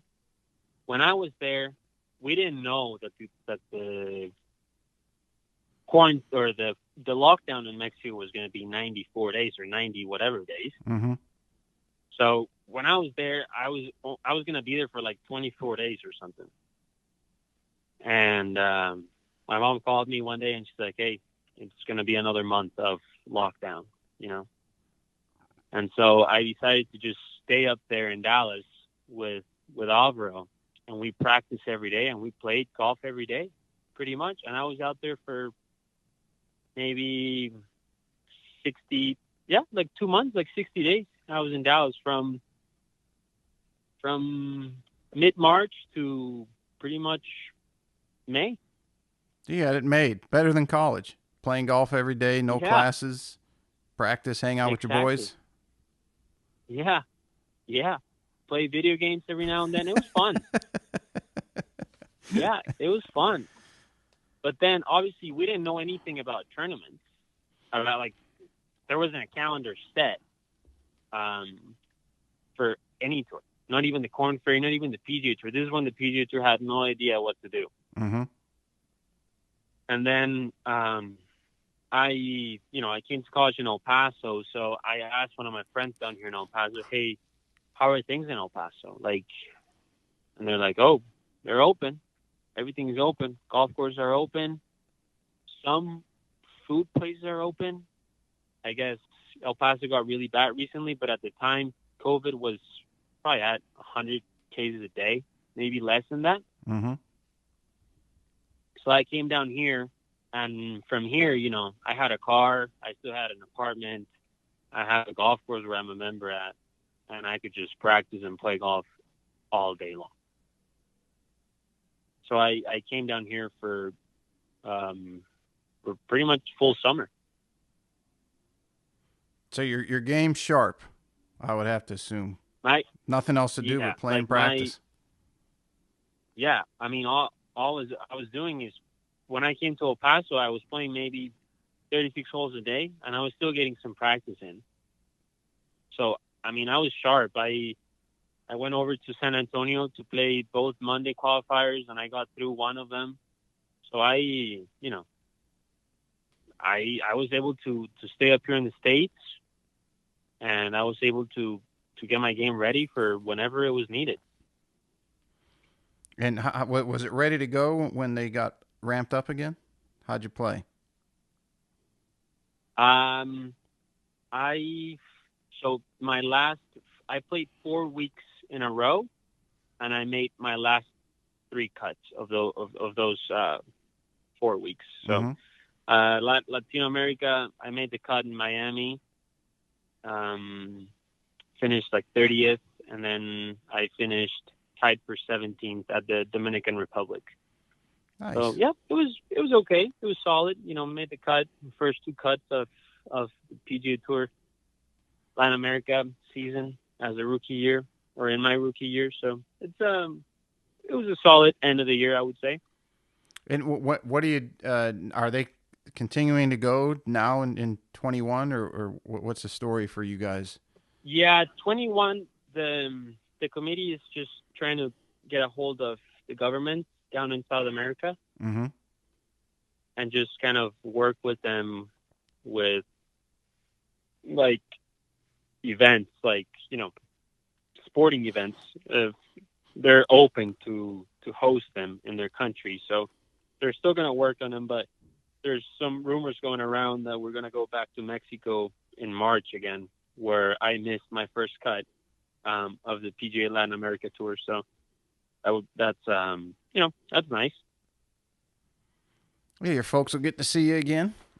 Just watch them. Yeah, Mom will yeah. be proud. You're now at every level. You've gone up, and For sure. Yeah. Right? What's the biggest Yeah. surprise about professional golf that you might not have realized beforehand? Biggest surprise is how often you have to wash your underwear when you're on the road. You just have to, you run out of underwear. You're playing 6 weeks in a row, 10 weeks in a row. There's some players that are playing 15 weeks in a row. And you only have so many underwear, I think. So, yeah, I mean, no, but seriously, I think it's just these guys are kind of, they don't care who you are. They don't care where you went to college. They don't care what you did in college. You're taking their money, and you have to take theirs. Mm-hmm. And that's kind of what, you're on the putting green, and nobody talks to each other. There's just awkward silence where you can feel how these guys are, they're there for their paycheck. And you and your trajectory and your bad experiences and your good experiences, they're not going to get in the way of them beating you and getting that paycheck. So it's this, I'm sure every tour, but being a professional golfer, you got to be tough to handle these things. You got to be tough. You got to be thick-skinned. Well, I remember telling you guys when you guys were all young, and you had already known that it's not just the swing, it's playing, but that all you guys said that you wanted to turn pro when the time came. And I said, okay, when you get out there, it's not just about your swing. In fact, it's probably the least thing. Of course, your swing has to be, ready to go, and you worked on it and improve it. But it's all about handling the situations, different areas. Yeah. And once you get to a certain level, everybody's swings and their short games and their putting and everything's pretty good. It's who has the mental fortitude to get through adversity, to know when to push the accelerator, when to back off. And it's interesting now listening to talking to all you guys at different times, and hear you say, what I used to tell you, and you paid attention probably more than the others, but the others kind of just blow it off. Like, yeah, I'm going to make the PGA Tour, and I'm going to win tournaments and be worth millions of dollars. And I said, okay, we'll see. Hopefully. Yeah. But yeah, it is. Yeah. It's eye opening. Yeah, it's a different ball game. It's all fun and games when you're in college, and I was able to I was decent friends with Colin Morikawa, major winner. Mm-hmm. You say hi to him on the putting green at a college event, but now, man, these guys at least on the developmental tours, that's is how I say it. It's from depending how you play is the kind of grocery list that you're getting the next week when you're home. It's tough. What's your favorite part of playing pro golf? The traveling. The traveling. I love traveling. I think I don't mind sitting in an airport for 8 hours. Mm-hmm. I don't mind being on an airplane for 7 hours. I don't mind getting delayed. I think I have that little advantage over other people who are just complaining about how bad their flights are, you know? Well, yeah, going back to when you were a kid, I mean, your experiences then, both good and bad, and you've utilized them, you've grown from them, you've used them to advance yourself, and you didn't just sit there and woe is me. And that goes back to what we talked about in the beginning. You've got good parents, and your dad pushed you, knew when to back off. So yeah, you can start to see now. You're old enough. You can start to see where all these things played a different part that help you in any adversity you face today. And then 2 years from now, you're going to look back and say, okay, the adversity I had in 2020 is helping me. Whatever you're looking to challenges at that time, you're looking to overcome. Yeah, for sure. It's it's good that you bring it up because to be honest with you, I didn't look at it that way before you told me this. But yeah, it's you're not old enough yet. Yeah, I think so. I'm not old enough yet. Yeah, yeah, but yeah, you're right. You're right. So, what's the strongest part of your game, and what's the weakest? I think my strongest part of my game is my driving. Mm-hmm. I'm not scared to pull out driver on any hole. Like, in fact, if I'd rather hit driver than hitting my 3-wood, you know. And I usually drive it in the fairway, not just in play, but I usually drive it in the fairway. So that's really good. And my weakest, I would say I need to be more accurate with my wedge game inside 125 yards. I've improved a lot from like my last year of college up until now, but I think I can get a lot better. You know, it's putting from 12 feet, it's nice, but putting from 8 feet, it helps a lot, you know? Yes, it does. Yeah. So it's not like I'm a bad wedge player. It's not like I'm a bad ball striker, but I do feel like I can probably tighten up my dispersion, at least with my wedges. Yeah, that makes a huge difference. Nothing. The fundamentals of the game don't really change. I mean, everybody's focused on the distance right now, but it at that level to go from either let's say a mini tour level, or for you a college level, Division I, to a professional level and or a world known tour. Let's say even now Korn Ferry or PGA Tour. You're looking to shave a half a stroke to a quarter of a stroke off your game, and a lot of people out there listening, it's like, okay, how do you do that when you're already shooting? You're averaging 70 or 71 around, because a quarter stroke or a half a stroke is big, because over a 4-round tournament, that's 2 strokes. And the difference in hitting it, as you said, 8 feet to 12 feet, you're going to make, and I don't know the numbers off the top of my head anymore, what you're going to make from that distance, but let's just say you're going to make, there's your half stroke around, because you're going to make a putt every other round from 8 feet than you are from 12. Yeah. These are kind of like this is how I try to. I'm not the longest hitter. I'm a decent ball striker. I'm a pretty good ball striker, but nothing above average, I would say, for a professional standpoint. Mm-hmm. But these are the things I do, or to understand the game better. Understand not only the game, but my game. Understand how I can be competitive with what I have. Like you said, you know, putting from 8 feet instead of 12, you're going to make maybe 2 more putts per round. And that's, in the course of 4 days, that's, 8 strokes. Let's just say 6 strokes less. Like, that's a lot of money. That's a lot of points that you could be gaining. Well, even if you make one putt more every other round, that's 2 strokes a tournament and a half a stroke a round. And that's, I Yeah, mean, all anybody's got to do is go look at the PGA Tour stroke average and go look at the difference between a full half stroke on money list, and then money list that gets you into more tournaments, and it just snowballs from there. yeah, exactly. And it's a tedious thing to sit there and find out where you're going to pick up that small of a percentage. Yeah, yeah, yeah. It's kind of, yeah. It takes time. It takes energy to figure these things out. But at the end of the day, I think the best players, or the players who become their best versions, are the ones who invest the time, like a Kevin Kisner type of guy.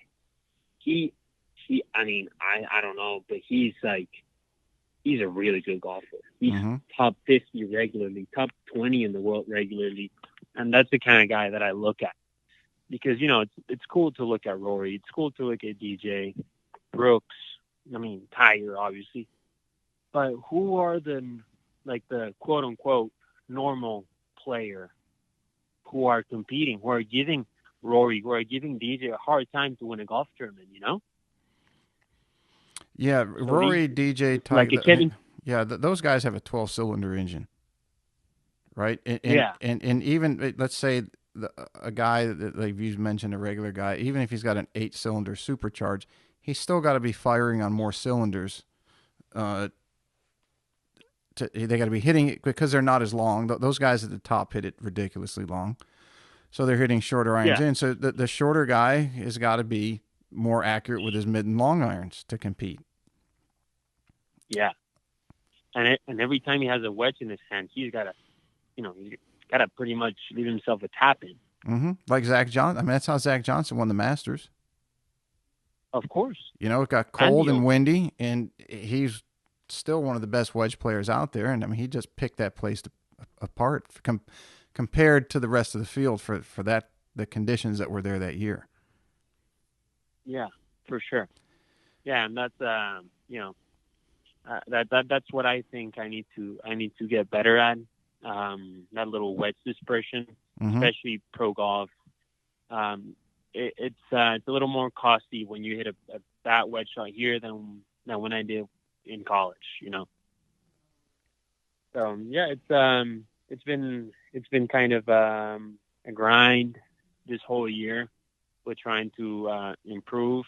I haven't changed my swing since sophomore year of college. I haven't changed putting from pretty much from when I first got that fitting from you, Pete. And I mean, I always tell Chad, I always tell you every now and then. I mean, I just pretty much follow the same fundamentals we've worked on.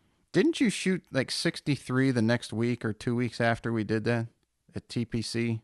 Yeah, I shot. I guess we fixed his putting. Yeah, I think I shot like 64.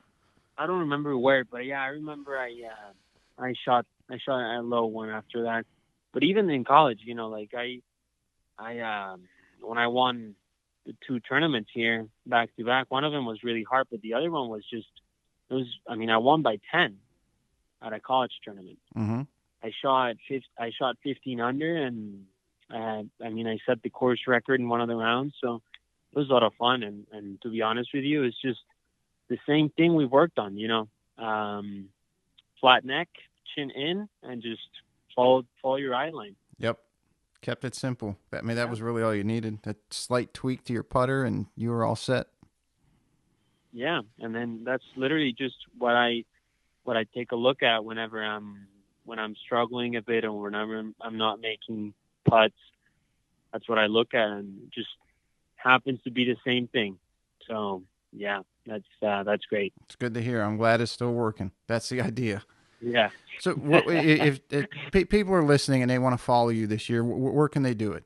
You have Instagram, Facebook, Twitter, websites, all that stuff. Yeah. I have Twitter and I have Instagram. Instagram is Aaron Terrazas, and then just the number 2 right next to it. And Twitter is Aaron Terrazas, all together with the number 1 right next to it. And I'll put those in the summary and with the links so people can follow you. And PGA Tour Latin America, they can follow you on there as well? Yeah, PGA Tour Latin America. Just in the PGA Tour app, you just have to click on the tab where it gives you all the tours, and if you click on the PGA Tour Latin America, it just leads you right through the leaderboard of that week. Perfect. And I hope that we're expecting you to be up there quite a bit this year. Yeah. Thank you so much, Pete. Appreciate it. Let's do. You got time for a there. few rapid fires before we nine? We do the back 9 rapid fire before we Yeah, for sure. Let's go. All right, first one. Yeah. Let's say that you play really good this year. You make the President's Cup team, and they have a walk-up song to the first tee. What would your song be? Any song that you want. I think it would.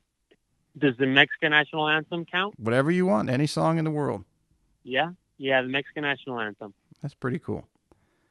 Now that you're famous, you're a pro golfer. Who's the biggest celebrity name that you have in your phone?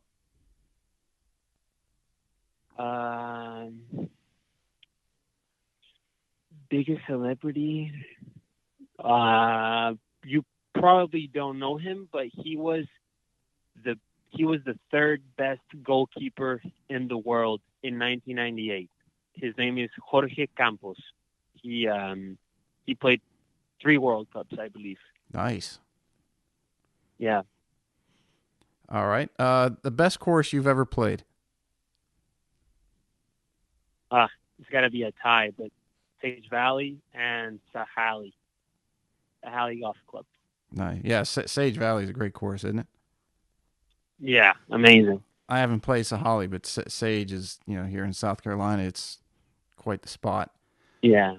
Sahali is just it's amazing too. Let's see. If your favorite sports movie?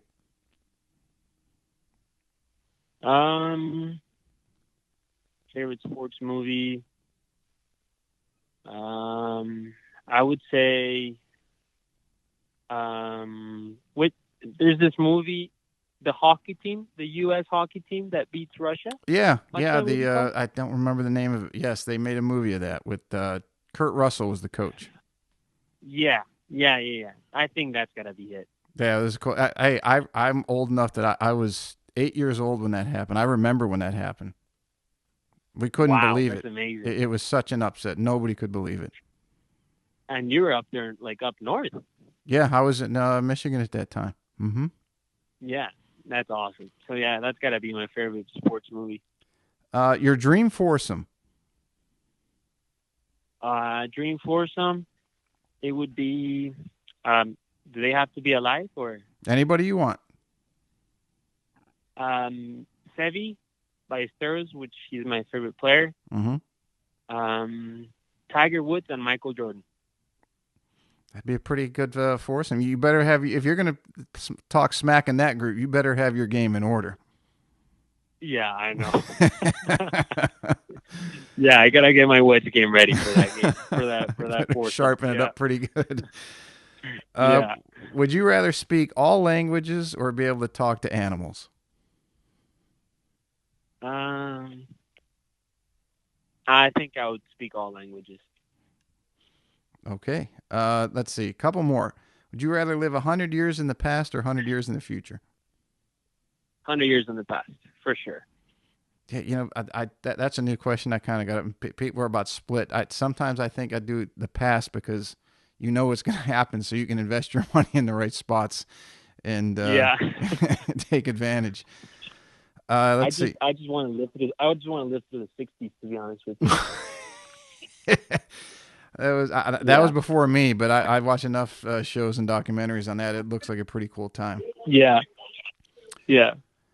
What's your superpower? Being invincible. I mean, invisible. Invincible or invisible? Invisible, like where people can't see you at all. You go anywhere you want, eavesdrop, listen to anything. That'd be kind of fun. Yeah. Yeah. I think I'll get myself a nice watch if I was invisible. And then the last one, who's greatest of all time, Tiger or Jack? Oh, Tiger Woods, no doubt. Cool. Well, Aaron, it's been fun watching you from the time you were a kid, and I'm really enjoying seeing your success and progression and growth now as an adult and pursuing your dream. And happy to have helped you a little bit at one point along that path, and really looking forward to the success for you this year and going forward. Thank you, Pete. Appreciate it. Yeah, thanks for all the help in the golf course and outside the golf course. You guys, you and your brother Chad had always been like really, really good friends to me more than anything. So, yeah, those are fun times when we'd have you guys over the house and cook out and watch movies and. Yeah, watch the Masters. That was fun. Right. Yep, those were good times. We'll have some more. Yeah, and when you get your PGA Tour card and you're playing in the Heritage and the Masters, we'll definitely be right there cheering for you like we always have. Perfect. Sounds good, Pete. Thank you so much for your help, and thanks for the invitation. Anytime, brother. You have a good day. Yeah, you too. Thank you. All right, everybody. Thank you so much for listening to today's show. If you enjoyed it, you can find more information on today's episode and other topics at golf360.blog. There you'll find the show notes and links related to this episode, as well as any other episode that we've done so far to date. If you're interested in improving your game and would like to learn more from yours truly by taking a private lesson, a half-day or multi-day school, club or putter fitting, you can reach me through the blog site or by email, pete@golf360.blog. So some of you may be asking, what is the golf paradigm? All you have to do is click on the homepage while on my blog site to discover how you can start playing better than you ever thought possible.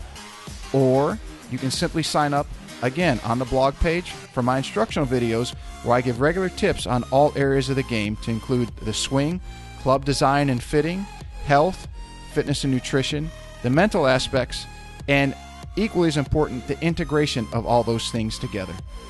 I'm also on social media, and you can find me at The Golf Paradigm. That's PARADIGM. And I'm on Facebook, Instagram, and Twitter. And don't forget to subscribe to my YouTube channel, also under the same name, The Golf Paradigm. Facebook is usually the best way to reach me for questions and or comments, and I look forward to hearing what all of you have to say.